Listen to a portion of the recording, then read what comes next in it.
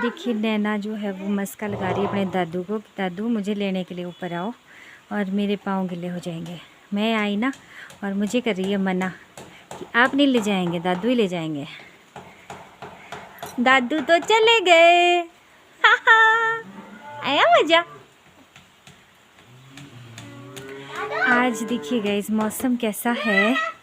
मौसम बारिश बारिश बारिश हो रही है, ये देखिए। और ये देखिए चारों ओर से मैं आपको दिखाती हूँ। मैं अभी इस टाइम ऊपर आई हुई हूँ। ये देखिए बारिश हो रही है, कैमरा में ना दिखेगी नहीं, हल्की हल्की बारिश हो रही है, पानी की बूंदें। ये देखिए मेरी बाजू पे दिख रही होंगी आपको पानी की बूंदें। मौसम जो है काफ़ी अच्छा हुआ है। ये देखिए चारों ओर पहाड़ों से ना कैसे देखिए भाप निकल रही है यहाँ पे। और मैं आई हूँ अभी यहाँ ऊपर। हेलो एवरीवन, कैसे हैं आप सब। तो आई होप कि आप सब ना बहुत ही अच्छे होंगे, अपने अपने घरों में स्वस्थ होंगे, तंदुरुस्त होंगे। तो गाइज़ आज है सैटरडे और अभी है दिन का टाइम। और हमारे ना यहाँ पे 2-3 दिन हो गए हैं लगातार हिमाचल में काफ़ी अच्छी बारिश हो रही है। तो मैंने ना आज सुबह से व्लॉग जो है वो कुछ खास इतना बनाया हुआ था नहीं, तो मैंने सोचा कि चलिए आज थोड़ी सी ना बातें कर लेती हूँ आपके साथ। और अभी इस वक्त आई हूँ मैं, हमारा जो ये ऊपर है ना कमरा, यहाँ पे आई हूँ। तो ये देखिए यहाँ पे, और मैंने सोचा कि यहाँ पे ना कोई भी नहीं होगा, लेकिन देखिए यहाँ पे ना मेरी नैना भी आई हुई है। ये देखिए नैना देवी जी जो है वो हमारी यहाँ पे आई हुई है, और पीछे कृष्ण भगवान जी है ऊपर। तो कान्हा जी को जय श्री कृष्णा। और पता क्या है, बहुत दिन हो गए है ना मैं आपको डेली रूटीन व्लॉग दिखा रही हूँ। तो मैंने सोचा कि चलिए कभी ना थोड़ी सी बातें भी कर लेते हैं। आज मैंने कुछ खास इतना शूट भी नहीं किया हुआ था, तो मैंने सोचा कि चलिए थोड़ी सी बातें करती हूँ आपके साथ। और यहाँ पे मिल गई मुझे हमारी नैना भी। तो चलिए वीडियो की शुरुआत करती हूँ। और मेरी एक सब्सक्राइबर है ना, वो शायद पंजाब से है, मुझे काफ़ी पहले उनका कमेंट आया था। तो मैंने वीडियो डाली थी ना कि बहुत ज़्यादा मुश्किल होती है एक हाउसवाइफ को छोटे बच्चे के साथ यूट्यूब पे वीडियो डालना। तो उन्होंने मुझसे कहा था ना कि प्लीज़ शेयर कीजिएगा कि आपने किस तरह से चैनल जो बनाया और क्या क्या आपकी मुश्किलें आई। मैंने कहा था ना कि मैंने अपनी जो पढ़ाई है ना वो शादी के बाद भी करी हुई है कंप्लीट। तो उसी पे उन्होंने कहा था कि मैं भी अभी शादी के बाद, और बेबी भी है शायद उनकी, उसके बाद ना मैं आगे को पढ़ रही हूँ, तो आपने किस तरह से। तो आज मैंने सोचा कि चलिए थोड़ी सी बातें हो जाएं, हो सकता है कि जो मेरी बातें हैं वो बहुत सारे लोगों के लिए इंस्पिरेशन बने, और अगर वो कुछ करने का सोच रहे हैं तो उनको हेल्प हो इससे। तो देखिए मेरी जो पढ़ाई है ना वो उस टाइम रुक सी गई थी जब मेरे मम्मी जो है ना वो गिरे थे। मैंने आपको बताया था ना कि मेरे मम्मी छत से गिरे थे, और मैंने आपके पास वीडियो पहले भी शेयर करी है मायके वाले व्लॉग में। तो वहाँ पे ना मैं आपको डिस्क्रिप्शन में ना उसका लिंक दे दूँगी, अगर आपने देखी नहीं है तो आप देखिएगा। क्योंकि मेरे एक सब्सक्राइबर ने मुझसे पूछा था कि आपकी मम्मी इस तरह से क्यों चलते हैं, तो देखिएगा आप उसमें कि किस तरह से चलते हैं मेरी मम्मी। तो मैंने उसमें बताया है कारण कि क्यों चलते हैं। तो उस टाइम थी मैं +2 में, जी हाँ मैं 12वीं कक्षा में थी, जब मेरे जो मम्मी है ना वो उस टाइम गिर गए थे, और मेरे एग्ज़ाम भी नहीं हुए थे। दिवाली के टाइम वाली बात है, दिवाली के टाइम मम्मी गिरे थे, और मार्च में हमारे एग्ज़ाम होते हैं। तो मम्मी जो है ना बहुत ज़्यादा क्रिटिकल कंडीशन थी उनकी, बहुत ही ज़्यादा। तो 4 महीने में तो ना उनके पाइपें, इतनी पाइपें लगी हुई थी यहाँ पे सांस लेने के लिए, इधर से लगी हुई थी जो पाइप थी, और यहाँ से एक पाइप यहाँ से लगी हुई थी, और बाकी जो होती है ना पेशाब वगैरह की नली वो भी अलग से लगी हुई थी। तो उनकी फेबररी में खुली थी, शायद फेबररी के एंड में, कि मार्च स्टार्टिंग हो गई थी, मतलब 3-4-5 महीने तक थी, क्योंकि उनके ब्रेन के 2 ऑपरेशन हुए थे। तो उस वजह से, और पता है उनकी इतनी ज़्यादा उस टाइम ना, मतलब एक छोटे से बच्चे को जैसे देखते हैं ना उससे ज़्यादा उनका ध्यान रखना होता था उस टाइम। तो इतना ज़्यादा मुझे टाइम भी नहीं लगा पढ़ने के लिए, लेकिन भगवान की कृपा है कि मेरी जो +2 है ना वो हो गई थी उस टाइम, 12वीं कक्षा। तो मतलब ऐसे तो बहुत अच्छे नंबर नहीं आए, बस पास मार्क्स थे और मैं पास हो गई। तो मैंने सोचा कि चलिए कोई बात नहीं, इतना भी है कि पास हो गई।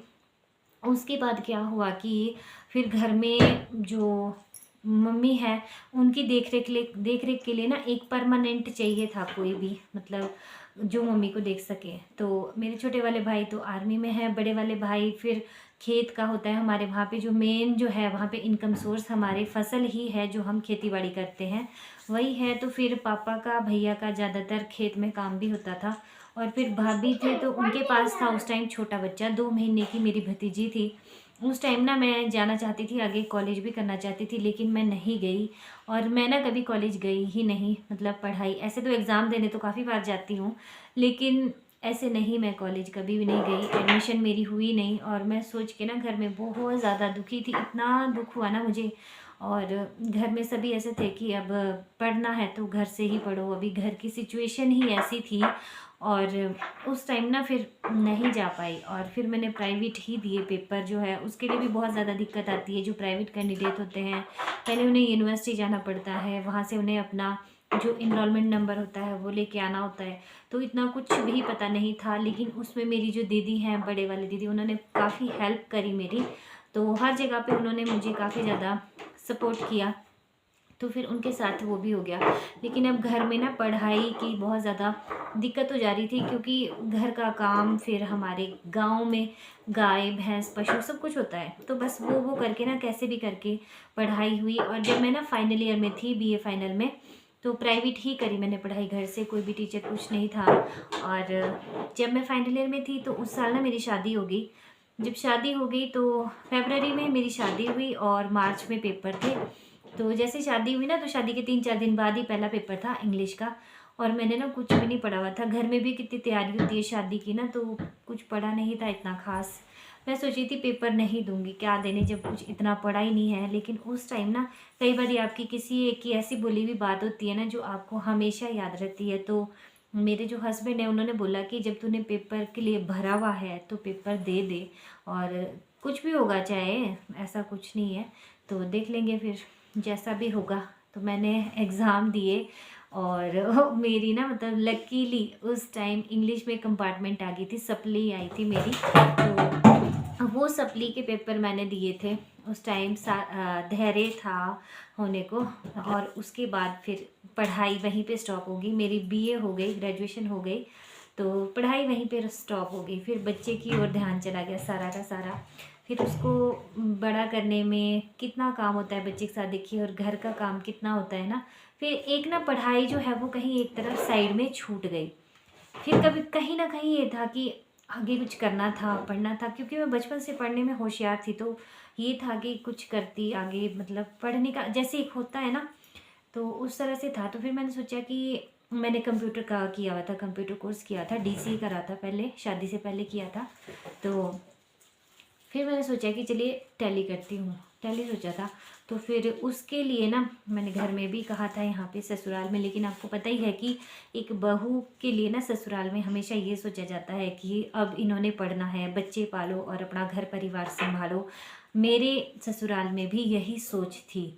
तो सोच थी क्या, सोच अभी भी यही है, लेकिन सोच जो है ना वो समय के अनुसार और परिस्थितियों के अनुसार बदलती रहती है, और उन्हें बदलना भी पड़ता है। कोशिश हमें ही करनी पड़ेगी, और कोई नहीं करता कोशिश, खुद के लिए खुद ही उठना पड़ता है। तो फिर क्या था कि मैं करना चाहती थी, लेकिन घर से फिर मना कर रहे थे कि अभी बच्चे को देखो, 2-2.5 साल का हो गया था धैर्य। तो मैंने सोचा कि चलिए कुछ करती हूँ, लेकिन फिर उस टाइम नहीं हो पाया। और किसी एक की ऐसी बोली हुई बात थी ना, वो इस टाइम दिल पे ऐसी चुभी कि अब मैं नहीं, नाम लेके नहीं बोल सकती किसी का भी। किसी ने कुछ इस तरह से मुझे टॉन्ट दिया कि मैंने सोचा कि अब तो मैं कुछ ना कुछ करूँगी ही करूँगी आगे, और चाहे मैं नौकरी करूँ चाहे ना करूँ, लेकिन मुझे अभी और आगे कुछ ना कुछ तो करना है, पढ़ना है, ऐसे नहीं छोड़ सकती हूँ मैं। और उसके बाद फिर मैंने देखा कि कंप्यूटर में जैसे मैंने किया हुआ था डीसीए, तो वहाँ पे फिर ग्रेजुएशन वालों को एमसीए में एडमिशन हो रही थी। तो मैंने ना एमसीए में एडमिशन ले ली, और फीस भी मैंने खुद ही दी थी उसकी। और ना मैंने हस्बैंड से ली, ना ससुराल वालों से ली, ना मायके से ली। तो मेरे पास थोड़े बहुत खुद भी पैसे थे। तो हमारे ना 9,200 मतलब 9,000 ही थे शुरू में, तो 200 बाद में हुए थे। 9,000 पर सेमेस्टर के जाते थे, और 6 सेमेस्टर थे एमसीए में। उस टाइम मैंने वो ले ली एडमिशन, पर सेमेस्टर की फ़ीस उतनी दे के। और जब मैंने एमसीए में देखा ना, एमसीए मैंने करी है इग्नू से, तो उस टाइम इतना ज़्यादा स्ट्रगलिंग फेस जिसको बोलते हैं ना, वो मैंने देखा है। और कई बार तो ना मुझे रोना भी आता था, बहुत ज़्यादा ऐसा सोचती थी मैं कि कहाँ। अभी देखिए बच्चे के साथ ना, बच्चे को भी पढ़ाना, अपना भी पढ़ना, घर का काम कितना सारा होता है, खेत का भी काम करना, तो बहुत था उस टाइम। लेकिन भगवान है ना, जो ये भगवान की मैं बोलती हूँ कि भगवान का नाम लेती रही, और भगवान ने ना हमेशा ही मेरा साथ दिया है। हाँ, मैंने स्ट्रगल बहुत ज़्यादा किया है, कोई भी चीज़ ना आसानी से मुझे कभी भी नहीं मिली, कभी भी नहीं मिली है। हर चीज़ के लिए ना मैंने बहुत ज़्यादा मेहनत की है। कईयों को होता है ना कि थोड़ा सा कुछ करते हैं और एकदम से उन्हें सब कुछ मिल जाता है, तो ऐसा नहीं मिला मुझे, कभी भी नहीं मिला। बहुत ज़्यादा स्ट्रगल किया है हर चीज़ के लिए, हर चीज़, कुछ भी, चाहे छोटी सी छोटी हो, चाहे कुछ भी हो। लेकिन उसमें ना आप तब ऐसे होते हैं कि आपका साथ किसने दिया है। मेरा साथ वैसे तो किसी ने भी नहीं दिया ससुराल से, सच बोलूँ किसी ने भी नहीं दिया। लेकिन जो मेरे हस्बैंड हैं, उन्होंने मुझे कभी मना नहीं किया इस चीज़ के लिए। हाँ, साथ देने की ये अलग बात है कि ऐसे स्पेशली सपोर्ट नहीं कर पाए, क्योंकि घर में होता है ना कि हाँ, ये तो बीवी का ऐसा कर रहा है, ये तो ऐसा कर रहा है, जोरू का गुलाम, इस टाइप का हो जाता है। लेकिन उन्होंने ना मना नहीं करी कभी भी। वो बोलते थे तू पढ़ना चाहती है तो पढ़, लेकिन नौकरी तो नहीं करवाऊँगा मैं। तो मेरा ये था कि फिर मैंने बीच में 2-3 महीने करी भी थी। ऐसे ही होता है ना, अपनी मन की शांति के लिए कि ये काम भी किया, वो काम भी किया। लेकिन फिर घर में सिचुएशन ऐसी हो गई, जो मेरे ससुर हैं, पापा जी, वो बीमार हो गए थे, तो उस टाइम मुझे ना फिर जॉब उस टाइम छोड़नी पड़ी।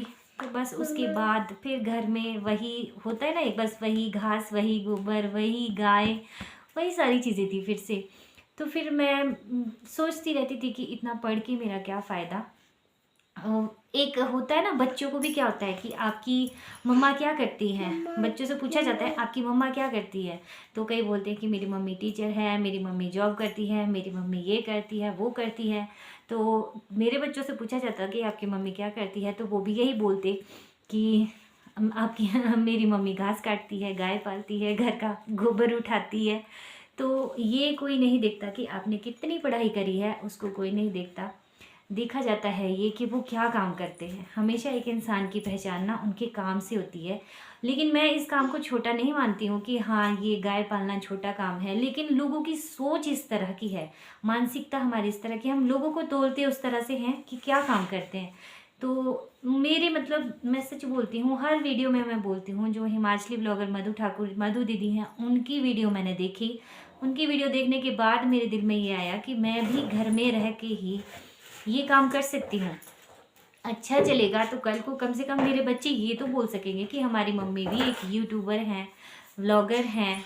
तो उन्होंने हिमाचली संस्कृति जो है उसको इतना आगे ले जाया है, लोग उन्हें देखते हैं, इतने लोग उनके साथ जुड़े हुए हैं। और मुझे शौक़ भी था कि मैं कुछ करना चाहती थी इस फील्ड में, जो हमारे मतलब गाँव की ज़िंदगी होती है ना। देखिए सब लोग ये सोचते हैं कि गाँव में पता नहीं ऐसा ही है, इस तरह से। तो क्या सोच है लोगों की, उसको बदलना, एक तरह से उसको लोगों के सामने रखना कि इस तरह से हमारे यहाँ पे होता है। सबका अलग अलग होता है ना रहन सहन, सबके विचार अलग होते हैं। और यही मेरा दिखाने का मोटिव था। और इस बीच ना, जो मैंने आपको इतनी इजीली ये सुना दी है पूरी एक स्टोरी की तरह, इस स्टोरी को बनाने में और जिया जैसे मैंने इसको जिया है ना, एक एक मिनट, कई बार तो ऐसा होता था ना कि रात रात भर नींद भी नहीं आती थी जब मैंने पेपर दिए हैं। कई बार मैं इस तरह से पेपर देती थी कि मैं पहले के दिन शाम को मैंने बुक खोलनी, शाम को बुक खोलती थी और दूसरे दिन 1 बजे से पेपर होता था। तो आप सोचिए कि शाम को बुक खोली और 1 बजे से पेपर देना, तो वो क्या देगी, क्या पढ़ के देगी। क्योंकि कभी ऐसा नहीं हुआ कि मतलब तेरा पेपर है तो तू ये काम मत कर और ये काम मत कर। तो काम सारा खुद करना पड़ता था। सिर्फ जिस दिन मेरा एग्ज़ाम होता था ना, एक बारी की बात सुनाती हूँ। एक बारी मेरा पेपर था, शायद असेंबली लैंग्वेज का था। तो और उसको ना मैंने पेपर को 3 बार दिया है। वो इतना इतना ज़्यादा डिफ़िकल्ट था क्योंकि यहाँ पे कोई करवाने वाला था नहीं, तो बहुत ज़्यादा मुश्किल हो रही थी उसके लिए। उस दिन पता क्या है, उस दिन मैंने अपने जो मेरे पति देव हैं हस्बैंड, उनको बोला क्या यार आज सुबह के टाइम आप बना दो ना कुछ, क्योंकि सब्ज़ी वगैरह बना दो और तब मैं ना चपातियाँ मैं लगा दूँगी। तो सुबह से मैं पढ़ रही थी, पेपर है आज, कुछ भी नहीं किया है, पढ़ना सोची थी। और उस दिन उन्होंने ना कढ़ी चावल बना लिए थे और वो कढ़ी इतनी टेस्टी बनाई हुई थी ना, वो अभी तक उसका स्वाद नहीं जाता। तो वो गए ना और उन्होंने उस दिन कढ़ी चावल बना दिए थे सुबह से ही। तो ऐसा याद रहता है कई बार। बाकी ऐसा खास किसी ने भी सपोर्ट नहीं किया, कभी भी नहीं किया। मैं सच बोलती हूँ। हाँ, मना भी नहीं किया। देखिए सबसे बड़ी बात ये है कि मना भी नहीं किया, क्योंकि मैं किसी से कुछ ले ही नहीं रही थी, सब कुछ मेरा अपना था, तो कोई मना कर ही नहीं सकता इस बात के लिए। तो अपना भी मैंने किस किस तरह से जोड़ कर किया है वो मैं ही जानती हूँ। तो स्ट्रगल जो है ना वो सभी की लाइफ में होता है, सभी की लाइफ में। देखिए ऐसा नहीं कि हमारे घर में कुछ नहीं था, सब कुछ था, लेकिन जो मेरे हस्बैंड थे ना वो स्पेशली घर वालों से हट के मतलब सपोर्ट नहीं कर सकते थे उस टाइम पे, कि मेरी वाइफ पढ़ रही है तो मैं उसके लिए फीस के लिए या हर चीज़ के लिए होता ही है ना, तो वो नहीं कर पा रहे थे उस टाइम, क्योंकि घर में बहुत सारी बातें हो जाती है, फैमिली में सब कुछ देखना पड़ता है जहाँ पे जॉइंट फैमिली होती है। मुझे कोई शिकायत भी नहीं है उनसे, और वो ठीक है जैसे भी है, मुझे अच्छे लगते हैं वैसे ही। तो बस ज़्यादा नहीं है, छोटी सी इतनी सी बातें करनी थी। देखिए वीडियो बहुत ही ज़्यादा बड़ी हो रही है, आज चाहती थी ना थोड़ी सी ऐसी बातें करूँ। तो सबसे ज़्यादा ज़रूरी है अंदर से मोटिवेट रहना। कोई भी आपने काम शुरू किया है ना, तो उसके लिए आपको सबसे पहले ये सोचना पड़ेगा कि मुझे ये करना है, मुझे ये करना है। ये नहीं बोल रही हूँ मैं कि कोई उल्टा फुल्टा काम हो, गलत काम हो, काम सही हो। अगर आप उसके लिए अंदर से पहले रेडी खुद होना पड़ेगा, आपको अपने लिए पहले खुद उठना पड़ेगा, तब आपके साथ लोग चलेंगे। ऐसा भी होता है कई बार साथ में लोग नहीं भी चलते हैं, तो उनकी कोई परवाह मत कीजिए। आपको पता है कि आपको क्या करना है, तो आप उस रास्ते पे आगे चलते जाइए, एक ना एक दिन आपको सफलता ज़रूर मिलेगी। तो चलिए, बस ज़्यादा बड़ा ब्लॉग नहीं है आज के लिए, इतना ही। बाय।